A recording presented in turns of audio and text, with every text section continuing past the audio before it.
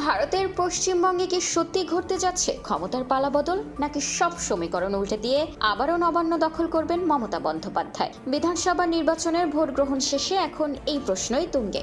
আর এরই মধ্যে বিভিন্ন সংস্থার এক্সিট পোল বা বুথ ফেরত জরিপ সামনে এনেছে এক নাটকীয় চিত্র। প্রভাবশালী সংবাদ মাধ্যম এনডিটিভি বলছে, জরিপকারী সংস্থা টুডেজ চাণক্যর পূর্বাভাসে বড় ধাক্কা খেয়েছে ক্ষমতাশীল তৃণমূল কংগ্রেস। তাদের মতে 294 আসনের পশ্চিমবঙ্গে বিজেপি পেতে পারে 192টি আসন, যেখানে মমতা জোটের আসন কমে দাঁড়াতে পারে মাত্র 100-তে। ভোটের হার প্রায় 38%। তবে জরিপ মানে যে ফলাফল তা কিন্তু নয়। পিপলস পালস ও জনমত এর মতো সংস্থাগুলো কিন্তু ভিন্ন কথা বলছে। তাদের হিসেবে তৃণমূল পেতে পারে 177 থেকে 205টি আসন, আর বিজেপি থাকবে 80 থেকে 110-এর ঘরে।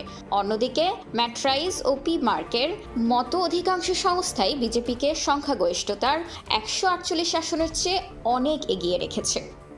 শুধু পশ্চিমবঙ্গ নয়, টুডেজ চাণক্যর বিশ্লেষণে আসামে বিজেপি এবং তামিলনাড়ুতে ডিএমকে জোটের জয় জয়কার দেখা যাচ্ছে। কেরালায় দীর্ঘদিনের রীতি মেনে ইউডিএফ জোটের মাধ্যমে ক্ষমতায় ফিরতে পারে কংগ্রেস। তবে নজর কেড়েছে তামিলনাড়ুতে অভিনেতা বিজয়ের দল টিভিকের নাটকীয় উত্থান। এবারে নির্বাচনের সবচেয়ে বড় চমক ছিল ভোটারদের উপস্থিতি। 2 দফায় ভোটের হার ছিল 93%-এর উপরে, যা 1947 সালের পর সর্বোচ্চ।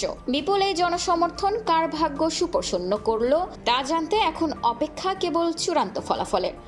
আন্তর্জাতিক ডেস্ক, খোলা কাগজ, ঢাকা।